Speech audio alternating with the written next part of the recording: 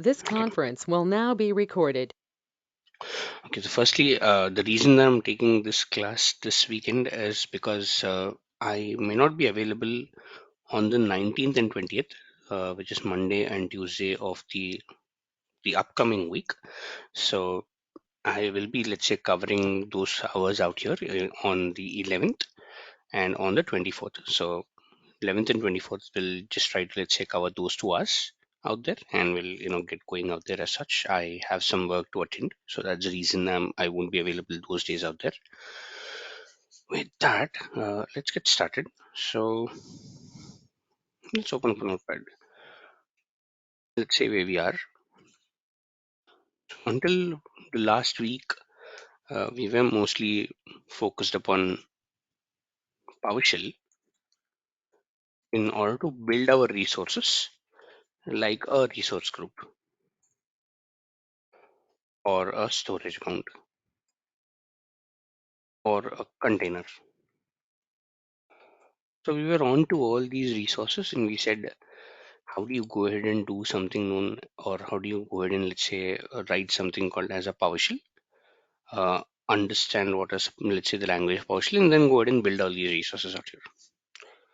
See, but the issue with PowerShell is that it is called as an imperative syntax. What do I mean by that? Is that, see, when you are dealing with a scripting language, you need to have a bit of understanding about object orientation, and also very importantly, you need to understand the order of resource creation.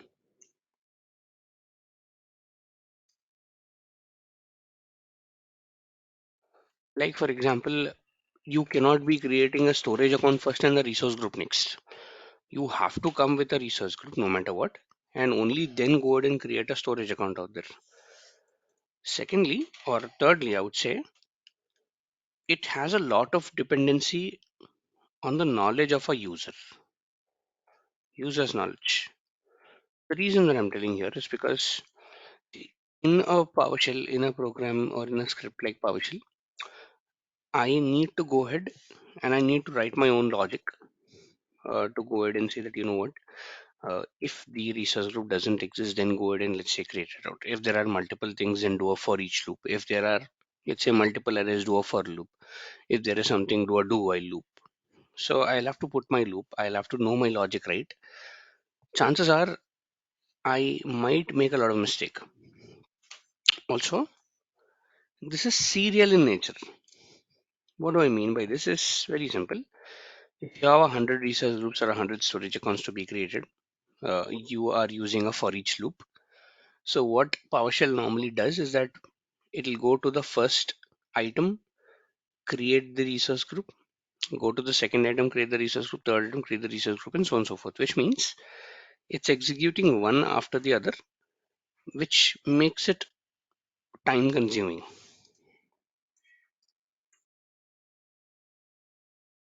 So for creation of an object or for creation of a resource, PowerShell might not be the best suit. But yes, for managing a resource, like for example, you created a storage account, uh, and your client comes back to you and tells you that, you know what, I created all my storage accounts in LRS. I have 100 storage accounts. Can you please go ahead and, let's say, scale it up to, let's say, standard GRS or standard RA GRS, something like that. Or the other way around is also possible. Maybe I've created some, let's say, storage accounts. I want to delete them, maybe 50 or 60. For those purposes, PowerShell will really help you a lot. But for resource creation, a better way to create it is by using a declarative syntax.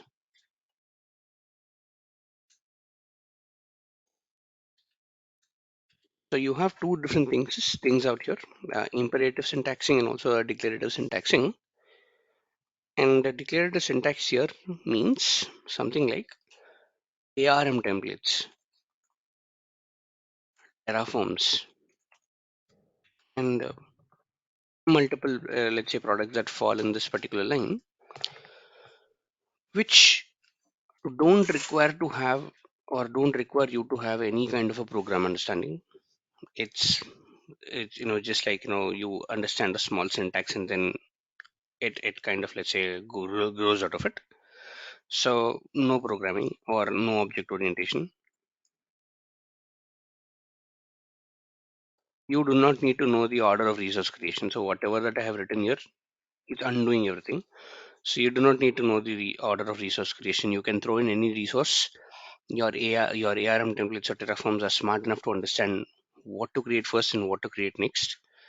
You don't write huge logics like like the one the one we wrote, let's say in PowerShell, like what if it exists, then do this, get that, you don't have to do that. It's parallel in nature, not serial in nature. So the time which is taken to create one resource group is the same time what it takes to create 100 resource groups out here, which gives it a very big edge. And if you look at a lot of companies, they prefer going with a declarative syntax over an imperative syntax, especially for resource creation. For resource management, it's a different question. For management of a resource, declarative is not that great. Declarative is great in creating and maintaining the state of a particular resource. But for managing an existing resource, I would say imperative syntax like bash scripting, shell scripting, PowerShell. These are great tools available out there in the market.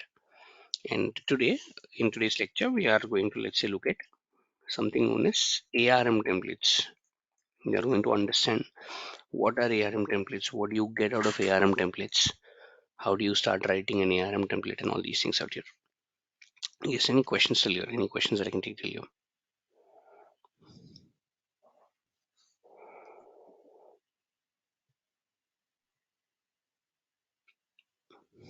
Okay, so let's get into it. All right, so again, before I get started, can anyone tell me, just forget about ARM, can anyone tell me what do you mean by a template? What do you understand by template? Did anyone hear this term called template anytime? The examples like models. So you Example. can Hmm. get Okay. like that and use further as a examples and you can go through just like that. Okay. Okay. Good point. Yes.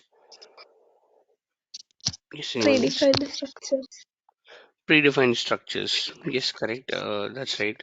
So predefined structures or examples. Let's say I put it in a very generic mode, telling that email templates. If I have something like an email template,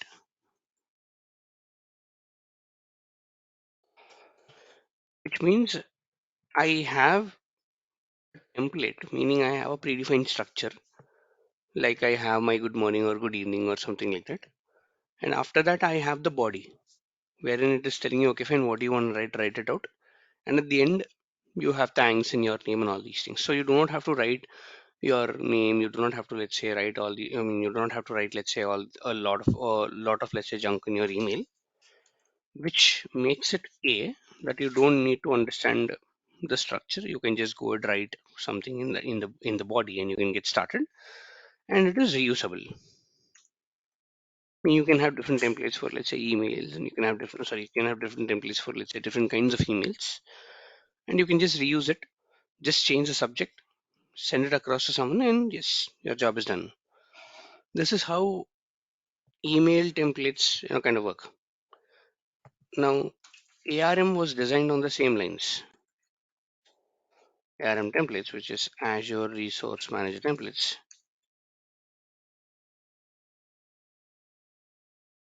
was designed on the same line, wherein Azure is telling, you know what, if you are going ahead or if you have the capability to go ahead and, let's say, create an email using a template, why not create resources using a template like a storage account or a web application or a virtual machine? Why can't we implement something called as a template out here? They said, okay, fine, great, let's get started with that. And the very basic, for you to understand ARM template, you need to understand the syntax of a language called JSON. Again, not in a lot of depth. We'll also look at how JSON really looks like and how do you develop an ARM template out of it. And JSON here stands for JavaScript Object Notation.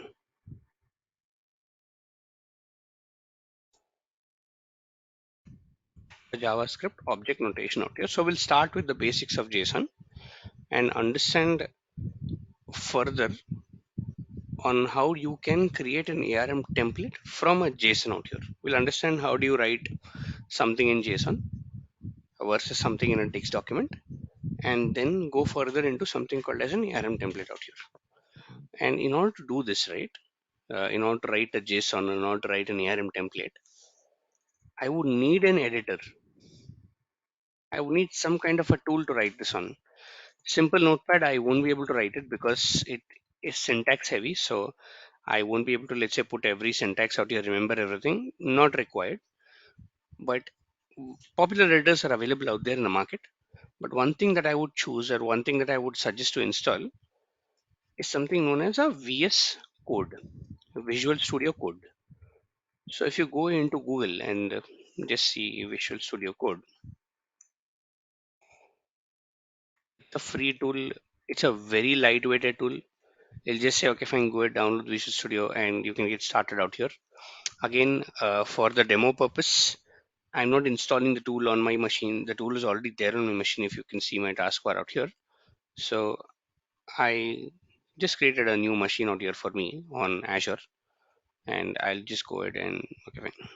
I'll just go ahead and get started out here. So I'll say Visual Studio Code. Let's go into Visual Studio Code out here, official site. It's code.visualstudio.com. Download for Windows, it's selling. Okay, fine. I'll click on this one.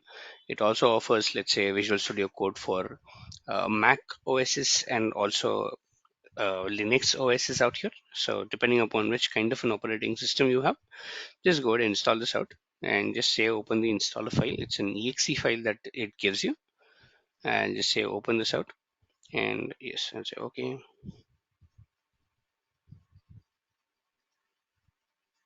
I'll say accept. I'll say next, next, next, next, and install. So I'm not doing anything different.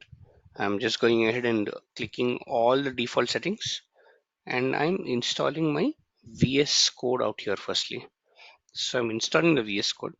It will take like a minute to go ahead and install this out. And once installed, I'll go ahead and launch this out. It's a very lightweighted software. And this is the first page that you're going to see, telling to go ahead and select some color out here. So you can do it a light color or a dark color, or any kind of a color that you'd like out here.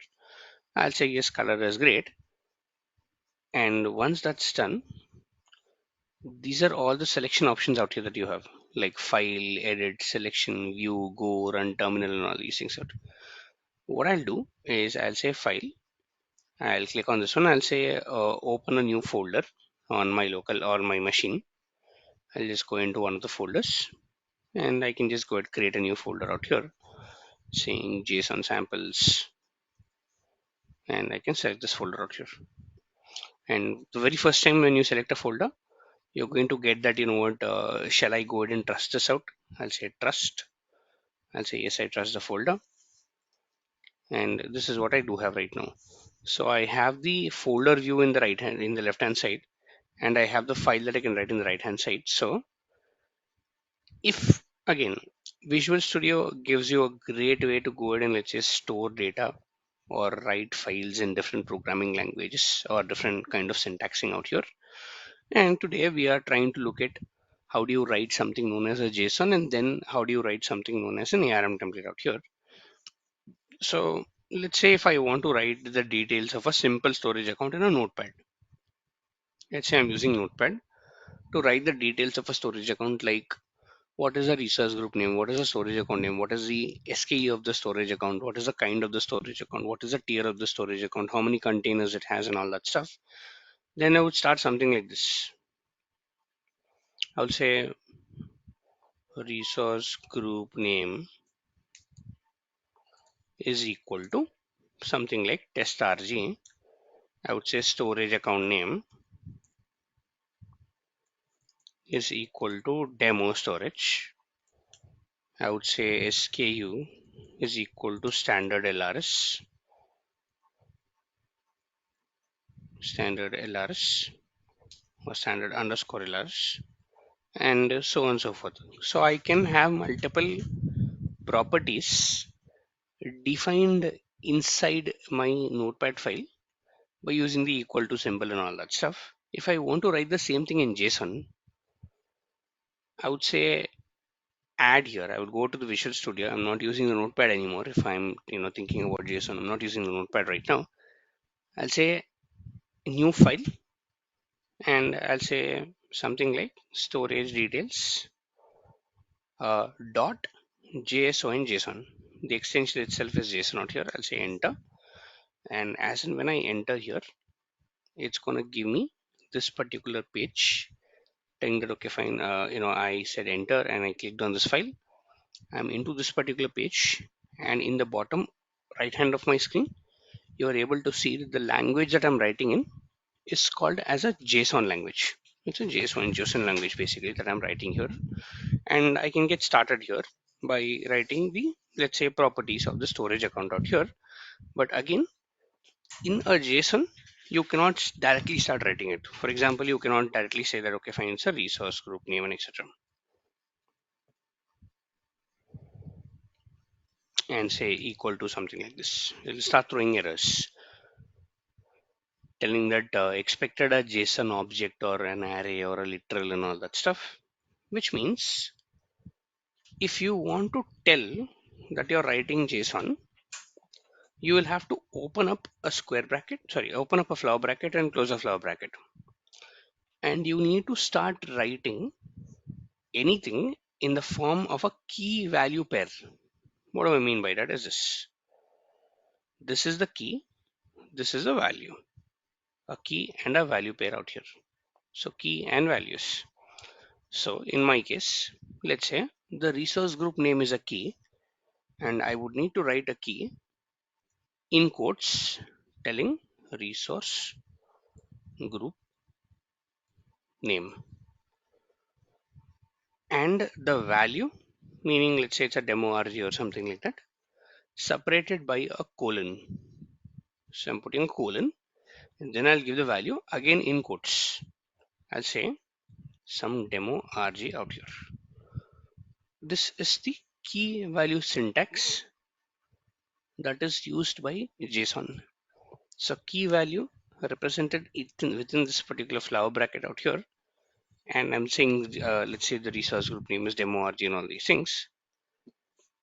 After that, I'll put a comma. I'll come down, and if I want to write the second property, each and every property needs to be separated by a comma out here. Let's say storage account name. I'll put it something like this. I'll say storage account name colon and give the name of the storage account, something like demo storage. And if I want to give the SKU of the storage account, then I'll put a comma, then I'll come here SKU, and then I'll say it is standard underscore LRS. Each and everything that I'm writing here is in a key value pair within the quotes, and each and every key value pair is separated by a comma out here.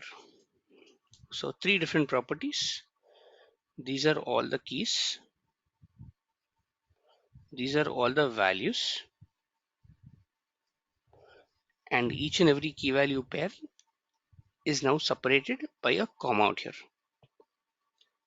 And it starts with a flower bracket, ends with a flower bracket, representing that this is a JSON format. So this is how I'll get started with JSON. So yes, before I move forward, any questions here? Anyone, any questions till here? Anyone, any questions till here that I can take? There we Sir, use Madhu under here. I'm sorry, go ahead please. there we use at underscore at LRS. Mm-hmm. If we separate by hyphen means it won't take. It will take, but it's not the right property. Again, you can do a hyphen also. It will take, there is no issue. But Okay. uh, property is called standard underscore LR, so that's the reason I put it that way. Okay. Okay.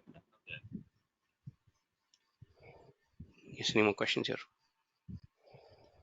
Sir, Madhu here, sir. Go ahead, please. Sir, I have some doubts on PowerShell. Can I ask Mm-hmm. now? Yes, Can I sir. take it at the end of the session, please? Yeah, If sure, that's sure, okay. sure. Okay. Yeah, Okay, thank you. sure. Let's give like about 10 minutes at the end of the session and take the doubts and then move forward there. Right. So this was, let's say, a simple JSON. Now, if I want to put, let's say, for example, the storage account also has containers, and it looks like something like container has or containers have multiple properties within them, like name and also the access level, like public, private, blob, container, and all that stuff. And these are multiple containers, not one or two, multiple, which means an array. All these are simple objects in JSON. And if you want to declare an array, what you do is that you put something, firstly, the key out here. Again, you will have to give a comma, give a key telling that these are containers. And in order to represent an array, you put a, let's say, colon, open up and close the square bracket.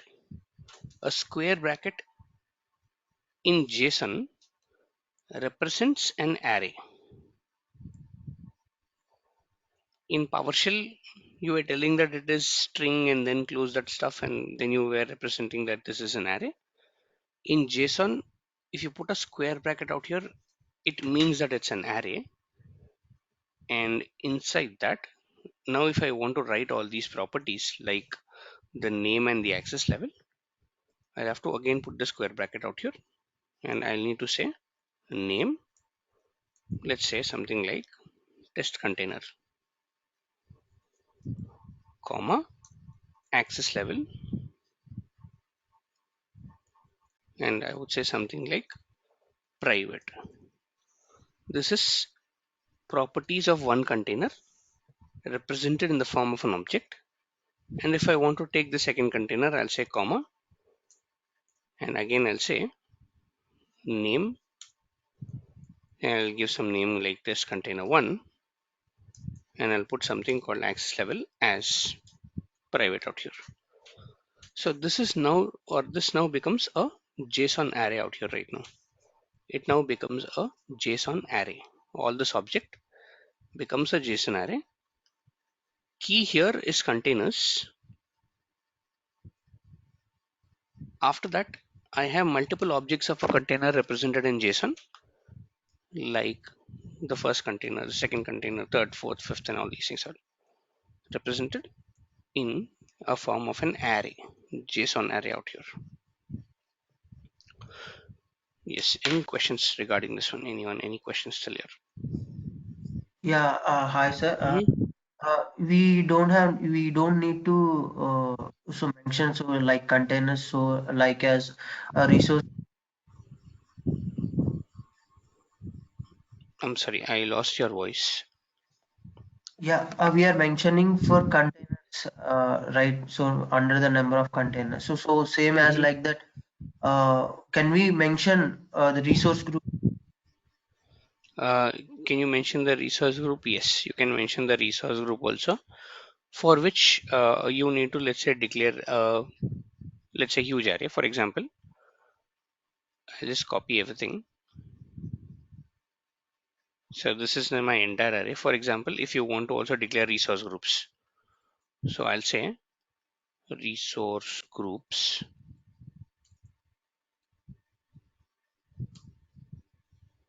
and inside that, now resource groups, if you say it becomes an array, I'll need to, let's say, put an array out here, inside which I can now paste all my properties. This becomes the first resource group. If you want something second like that, just copy this entire thing. Sorry, just copy this entire thing, comma, put this out here. This will become demo rg1. So this is how it looks like. So you have the JSON starting here. Then you have resource groups. This is the first resource group. This is the second resource group. And even inside the first resource group, you have an array. So you can have multiple arrays inside the array whenever you want to open the array, you just need to, let's say, declare it in the form of a square bracket out here as such. Was this your question, and does this answer this? Yes, Kiran. Thank you, thank you. You're saying more questions here, guys. Now, this was just JSON, and these were the basics or the basic understanding of JSON on how do you write the key value pair. So before I move ahead, any more questions that I can take on JSON, on what do you really mean by a JSON object and all these things? Actually, here I have one doubt actually. Good, please. Uh, Here we are giving SKU for resource group now. If we didn't give, SKU for resource. Mhm. yeah, if we didn't give location for storage account, is there Mhm. any chance to take automatically the location which we take for resource group, or we need to give Again, separate? the thing here is that I am just giving some sample properties. I'm not creating a resource out here. So I am just giving Okay, these properties so that I can store it, but I'm not creating it. Now, using this same JSON, you won't be able to create it. The reason I'm going through this is because when you move into ARM templates, right, the JSON basics will help you in order to write the template. So okay, I'm just okay, showing you the sample JSON file on how it looks like. But when we go to actual ARM templates, which will help you create a resource, that's when things like location and all these things actually come into picture. okay. Okay, so I'll talk about location and everything when we go there. Sure, thank you. No problem. Yes, any more questions, guys? Right, so let me come back to my local machine. Uh, is indentation mandatory in JSON? No, indentation is not mandatory. You can have the JSON start anywhere, close anywhere, not mandatory at all. But I would say please make sure to follow the syntax out here. Again, if you go back into your JSON, right? If you don't give indentation, you just start writing JSON, shouldn't be a problem. But after writing the JSON, just say Control A, do a right click on VS Code and say format selection. This will go ahead and give you all the indentations in the right way out here. The reason I'm telling indentations is because it becomes at the end of the day when you write a big JSON file, it becomes easier for you to read it out. You can understand where things start, where things end, and all these things out here. So indentation is not mandatory, but it's a good to have property in a JSON out here. So I'm opening my VS Code out here. I have a couple of, let's say, things that I've done. So let me open up a folder and let me go into, let's say, one of the folders out here. Let's see. And I'll create a new folder. I'll say this is ARM templates.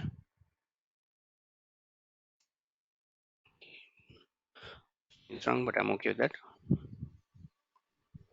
And I'll go here. And so yes, so the same thing that I'm doing in my local machine. And before you start writing an ARM template, right? So you would need an extension for the ARM template. You cannot directly write the ARM template. You need to install something known as an ARM template extension in the VS Code so that VS Code can help you write an ARM template out here. For which just click on these. Just go to the left hand corner of your VS Code and click on the extensions out here, and this will load all the extensions. It's like an app store or a play store for, let's say, your VS Code, where you can go download, let's say, different extensions out here. Just search for ARM, and here the very first extension called ARM Template Tools by Microsoft. Please click on this one and hit the install button. Now this will take around a couple of seconds to go ahead and install. It should be, let's say, very quick. So I'll just go ahead, install something known as, let's say, the ARM template extension for you. And while this is getting installed, I would also suggest you to go ahead and, let's say, install something known as ARM template by Ben Coleman. You can install this also. And if you see, this is installed right now, and even this is now installed. It's now installing. And in my case, in my local machine, if I say Azure Resource Manager template or ARM, I already have this installed. So I already have all these things installed out here. So I'll say, okay, great, not a problem. And what I'll do is that after opening a folder, I'll say Control plus N. Now this will go ahead, open a window for me, and it says, okay, fine, you know what? Select the language in which you want to write this out. And I'll click on select language, and I'll say Azure Resource Manager template. I'll say, you know what, the language that I want to write is Azure Resource Manager template. And in the bottom also, you can now see that it tells you that the language here, or the template what you're writing, is in an ARM style. Saying, okay, fine, you're writing an ARM template. And what I'll do in order to start writing a template is I'll start by telling ARM. So I'm writing an ARM template, so I'll just say ARM. And as and when I type this out, right, it now goes ahead, loads all these things out, telling ARM exclamation, all these things out. So the very first thing is ARM exclamation. I'll just say enter. That's it. Once I said enter, I have my entire JSON syntax. I did not even write a single word. It just gave me the entire JSON syntax. Starting, or here again, everything is a key value pair. Starting from schema, content version, parameters, functions, variables, resources, and outputs. Again, if you observe, resources and functions, these two are arrays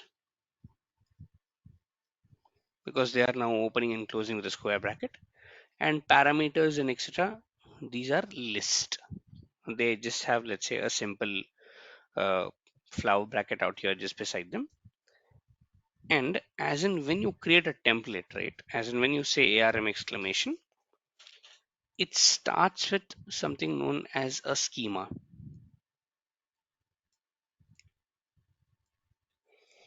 Again, you don't have to do anything about the schema. It is for Microsoft to validate the template. This is Microsoft validation.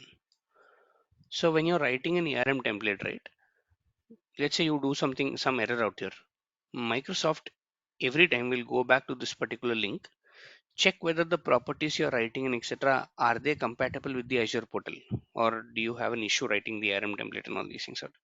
So this is for purely validation purpose. It is for validation. You don't even have to touch this. Microsoft will, you don't even have to touch this out here. Then you have a content version wherein this is used for something known as versioning, meaning you want different versions of the same template. Let's say in the first version you want to create only one storage account, second version you want to create 2 or 3 storage accounts out here. You can maintain versions of your template, like you can say, okay, fine, version 1, or you can say in the next iteration you can say version 2, or you want to, let's say, make some changes, you can say version 3. So you can maintain multiple copies of your template, but you can just get started with, let's say, version 1 out here. So schema and content version, these are two things that I'm not even touching. I am taking the way it is. I'll say, okay, fine, this is version 1, I'm good with that. Then comes something known as parameters. Functions are optional in nature. I can delete them out. I don't even need them. Then you have variables. Then you have resources. Then you have something known as outputs. Now let's start with resources. Let's understand parameters and variables and what they are being used or why they are being used. Let's start with something known as a resource block or a resources block out here.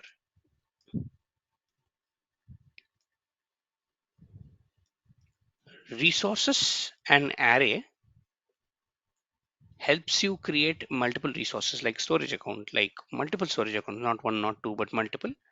You can have a virtual machine created. You can have any resource that is there in the Azure portal created under the resource block. But since I know about, or since we know about storage account, we'll start there. I'll go inside this resources, say enter. Anywhere, you can just do one enter, two enters, anywhere is okay. I'm inside the resources right now, and I'll start typing ARM.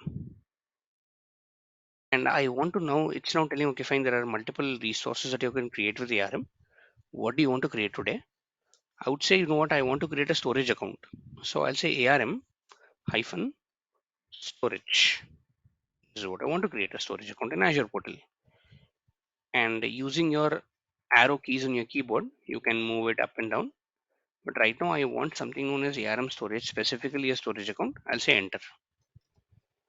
It gives me the entire syntax. I can simply take this template right now, deploy it into the Azure portal, have a storage account created. It's as simple as this. I didn't do anything. So I just said control N, selected the language called ARM. I said ARM exclamation. Then I came down to the resources. I said enter. I said ARM hyphen storage storage. And then it gave me an entire block of code, of JSON code to create a storage account out here. This is how simple it is. So neither did I write any, let's say, syntax. Neither did I know about object orientation, nothing. I just went ahead, started my journey by JSON, understanding what is the basic of JSON that I need. And then I started creating something known as a resource block out here. In here, these are all the key value pairs that I get. These are all the properties that I have. For example, you have a property called name. You have a property called type, API version, tags, location, kind, SKU, standard LRS, premium LRS, and all these things out. So what I'm going to, okay. So this the So same thing will reflect in the Azure portal, sir. if you deploy it, yes. Again, I'm just writing it right now. But if you deploy it in the Azure portal, the same thing will get reflected in the Azure portal as such. Okay. You will also see how to deploy it. How do you, let's say, deploy this out? So again, to deploy this out, I'll need to make some small changes. Reason being, the name cannot be just storage account one. It has to be unique. So I'll say it is demo storage ARM, demo store ARM. Uh, I'll say since this is East US2, I'll say EU2, something like this. So the name can be unique. Again, I'm telling that you can create any type of a resource using the ARM template, but Microsoft has to know what kind of a resource you're creating, for which Microsoft has something known as a resource identifier, telling that, you know what, this is Microsoft.storage / storage accounts. Again, this is something that I'm not editing, and I'm not even editing the API version. This is for Microsoft validation and Microsoft to understand what I'm doing. And then I have something called as tags, like tags of a resource. For example, display name, I can say it's storage. I can say comma, something like created by. I can say something like done. I can put a comma again. I can say created date or something like that, or billing code or something like this. It means that I can give multiple key value pairs inside something known as tags. And I can also, let's say, click on tags here in the arrow here that is just beside tags, and everything will collapse. So you can collapse and expand. And then you have a location wherein it is telling resource group dot location. Let's put this aside for a minute. I'll just delete this out, and I'll say I want to create this in East US 2. This is where I want to create in the kind storage v2 version 2. The SKU, the name here and the tier. So the name here is telling premium underscore. You will have to give it in the form of underscores out here. But let's say you don't know about it. Just come here under the name, just open close this brackets, and automatically it'll load it out. If it doesn't, just hit a control plus space on your keyboard, and it'll tell you what kind of a property it is. Is it standard LRS or standard GRS or RAGRS, etc. Let's say I take standard LRS. In here as well, I want to give a standard. So I'll say inside that control space, I'm now into standard out here right now. So this is my entire template. The changes that I did here are the name, added some tags, change the location to ECS2, and then the SKU to standard LRS. And I can just save this as ARM template or any name out here, say storage template, and in the format of the file type as JSON. It's a .json file. So now I have a .json file out here as such.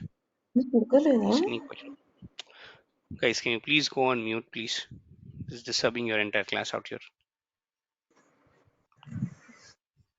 Yes, any questions still here?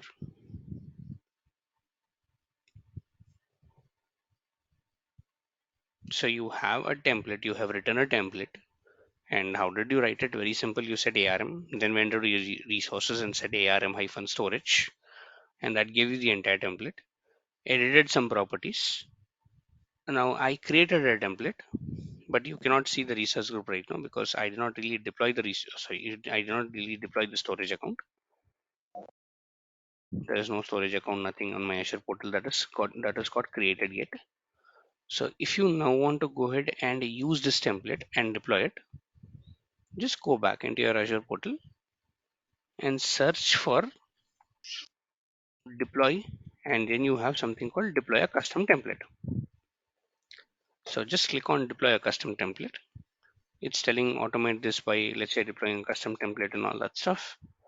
I'll say here build your own template, load the file, and in here just select the file that I've been working on.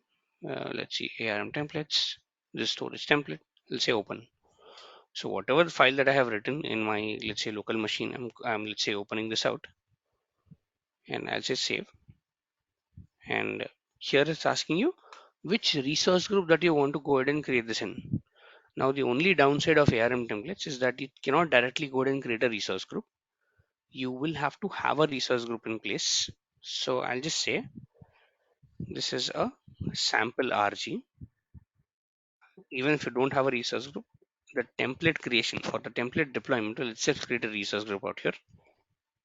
I'll say the region here is East US 2 again. I'll say review and create. So I'm just taking my template, throwing it inside Azure portal, and I'm saying, you know what, I need a resource. Selling validation passed. I'll hit the create button out here. So just taking all the properties that you have declared inside this template, like the name, like let's say the location, let's say the SKU, and a couple of tags, and using that, it's going ahead and creating, let's say, an object called as, or a resource called as a storage account for you within the Azure portal. So it's telling, okay, fine, this is demo storage ARM EU2. That is what we declared out here, demo storage ARM EU2. And now it's telling this is accepted. It's going ahead and let's say creating this particular resource. And now it's going ahead and deploying the entire resource inside this particular resource group. Again, if you see, it's also telling that the resource group is created. And in the right hand corner, you get a notification telling that, you know what, deployment succeeded. And you can go here and look at the resource. So now I have a storage account with multiple properties like replication, LRS, tags, display name created by billing code. All of these came from my ARM template out here. So I simply created an ARM, deployed it onto the Azure portal, and my job is done. Within let's say a few steps out here without actually going into the programming of it. I just went ahead, created all these things, and that's it. My job's done there. Yes, any questions that I can take till you? Question, sir. Go ahead, please. Hello. Go ahead, Sir, please. if we take a resource group, so we have Mm-hmm. creating a resource group. We have used Azure Portal tools. So instead of that, we have used PowerShell. Thereafter, we have used JSON. So in Mm-hmm. real-time work, which is the most reliable way to create a resource group? So because why we need to go with these multiple kind of things to create a resource group, and which one is the most reliable in the real-time work? There is nothing called reliable or non-reliable. Again, it just depends upon the knowledge stack that you're using. You can either use the portal, but if you have multiple resource groups that you need to create, then you'll need to come with a programming language like PowerShell or let's say something like Terraforms. So it just depends upon what you're trying to really achieve. Depending upon that, mean, You can either use the portal. no, I mean, so if we go with the JSON, it is very simple Mhm. because we need not to boggle our head because just by typing something, But that's okay, right. so You it is cannot taken create a everything. resource group using a JSON, right? Did I create a resource group using a JSON? No, I did not. I went into the portal and still went and created a resource group. In that case, then if I have to, let's say, create a resource group, then I'll have to rely upon something like a PowerShell if you need multiple resource groups out here. So it depends on So the requirement of, completely, you it mean that? depends upon what you're really working on and what kind of a requirement do you really have. And again, you never know what kind of requirement that you actually get. So it's better to be prepared with all these Oh, tools out there. And then you can suggest, okay, fine, you can use PowerShell or you can use ARM or you can use Terraform, something like that. and one more thing, do we do same sort of thing in the JSON as well as in the PowerShell? Do we do the same sort of thing in JSON as well as the PowerShell? Again, Yeah, JSON is exactly. a specialist in creating a resource. PowerShell is a specialist in managing a resource. But whatever that you do with PowerShell, you can more or less do the same thing with JSON as well. Okay. So JSON is a, you mean that it's a more kind of a refined thing, making the things easy and simple. It's actually very easier. If you compare it with PowerShell, it's actually easier. Okay. So in real time, so it depends upon the requirement. If there is a need Exactly. for PowerShell, we go with that. If there is Mhm. need for JSON, then we go with that. It Not depends on only that, requirement, moreover. you might also, let's say, go with a combination of both PowerShell and ARM. There are, let's say, scenarios. Oh, There are very good scenarios wherein we combine PowerShell. Let's say the first step goes ahead and creates a resource group using PowerShell. The second step goes ahead, deploys the template using a PowerShell script. Instead of me going to the portal and deploying this out, I can take a PowerShell, deploy it out. So yes, it's a combination that we kind of work with. okay. Okay. Thank you. Yes, more So it questions, means please. can't we create Mhm. resources through AML? Sorry, can you come again, please? So it means we can't create a resources through this template or No, we just created it, right? So we just took the template, we created resources using that particular template, like a storage account. We did. but The only thing that you you, have created resources in Azure portal, right? We are not using the script for this. I have created resource group in the Azure portal, not the resources. So two things out here. I created a resource group using the portal and I deployed it using a template. I did not go ahead to storage account and sorry, I did not go ahead to storage account and write the name and all these things, right? I did not do that today. I just went ahead, took my entire template and I deployed it out there. So I just use programmatic approach itself. Okay, so Yes, there was one Uh, question on PowerShell. I'll yeah, take that. like storage account, we can create resource group also in this template, or we cannot create storage resource group in this. So you can create resource group, but again for resource group you need to come with something known as linked templates and custom templates and all that stuff. Okay, It's not worth creating a resource group using a JSON. Like resource group is a very simple resource, and while you are deploying this particular JSON file using some practice like Azure DevOps, the resource group is itself created. So you do not even have to, let's say, put a new command out there to create it out there. But you cannot okay, directly create a resource group using the template. You'll need to have a resource group to deploy the template out there. okay. Thank you. From yeah, someone had a question on PowerShell. I said I'll take it later, so I can take it right now if you still have the Yeah, same Madhu question here, on that. sir. Good, Madhu. Sir, actually, for example, if you create a storage accounts or resource something using PowerShell, Hmm. Okay. so if I want to change any access layers or if I want to move the data from one resource group to another resource group for some reason, so I'm Hmm. using the same PowerShell to do this kind of stuff. Okay. I mean, By using you're PowerShell, asking me how you can change this how you means can change access this. layers and Okay. Very firstly, after what do you creating want to change? storage accounts, Hmm. Correct. after So creating very storage firstly, account. hmm I just want to change my access tier. When you say So access if tier, we, do you yes, mean from hot to cool, cool to hot, something like that? yeah, that. Okay. So to change it, to modify something, how did you change the Mhm. execution policy of your PowerShell? Set execution policy. Set hyphen execution policy, Set up in execution. which means set is a command to modify. Yes. Now just perform something called, let's open my PowerShell out here. So, okay, this is the PowerShell normal one. Let's open the PowerShell IC.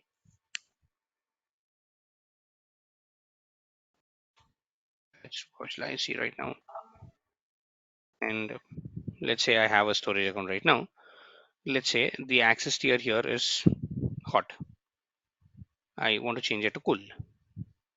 So I'll simply say Mm. set hyphen is the storage account. I want to go ahead and let's say set a property of a particular resource, storage account that is created in the Azure portal. I'll say hyphen name of the storage account. Name, I'll say hyphen resource group name where the storage account is actually setting in, which I think is a sample RG or something like that. Yes, sample RG. And after that, I'll now say hyphen access tier to cool. It says additional charges will apply. I'll say yes. And it now goes through and it did went ahead and changed the tier to cool.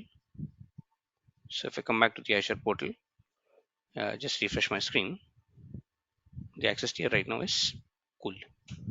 So you can set all those properties or you can modify all those properties which are allowed to be modified, which means you cannot change the location or you cannot change something like performance from standard to premium, all these things out. But yes, access tier or the replication from LRS to GRS to GRS to RAGRS, this is something which can be changed out here as such. So it's a simple command which is set hyphen AZ storage account, the name of the storage account, name of the resource group, and the tier that you want to change out here as such. Was this your question and does that answer this? Yes, that's right. Sir, and one thing, is it possible to move the resources from one resource group to another resource group using PowerShell? Yes, yes, it is possible to move. So for which, if you want to move something, again, if you look at the portal, it allows you to move out here, right? So it tells you, okay, fine, where do you want to move it? Which resource group that you want to move it? I'll say yes, this is the resource group that I want to move it. For example, if you want to move a particular resource using PowerShell, say move hyphen AZ storage account. Let's see if I have something like, okay, move hyphen AZ resource. So just check this out on move hyphen AZ resource command. Move resources to one new resource group and etc. Just go to the examples. And here, if you see this, it's telling get hyphen AZ resource, the resource ID of something, and then move hyphen resource, the resource ID, destination resource group name, the name of the destination resource group out here. So this command will help you move a particular resource out here from one, let's say resource group to the other using PowerShell. Does that answer your question? And is this something that you're looking for? Thank you. Yes, any Sir, I more have questions, sent you one guys? mail Mhm. also regarding that bulk removal of resource groups. So yes, Can you please I will have to. afterwards? Yeah, sure, sure. Can you also do Thank you, one sir. thing, Madhu? Can you Sir. send me your script in a text document? Like, can you put your script in a text document and send me across so that I can use the same script and replicate the same thing at my end so that it'll become a little easy Sure, for me to sure, sir. understand where it Definitely. is going in.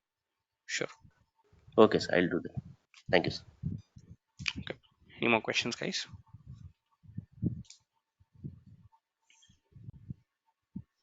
Sir, in PowerShell, for each Hmm. command, it is asking login credentials, sir. Why it is asking? It shouldn't ask for each command. Like, it should take one login as such. If you just go and do one login out there in the very beginning, it should go ahead and let's say get that done. But my question for you is that when you do a login hyphen easy account, right, and you put that in your script and then you're writing something, Are you executing the entire thing again? Like when are you No, executing the entire script again? no, sir. Okay, then if you're executing just one line, even then it's asking you the login credentials, is it? Yeah, yeah. It shouldn't ideally do like that. Can you please send me how you're executing it? I'm just a little curious to see that. Yeah, if you just do a simple screen recording and send it across to me over an email, I can check that and I can let you know why is it behaving like that.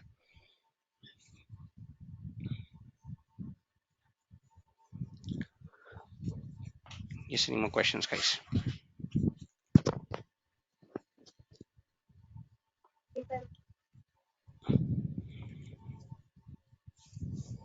All right, so that's it from mine then. We'll continue with our journey with the ARM templates. There's a good amount of, let's say, template examples that we need to, let's say, look at.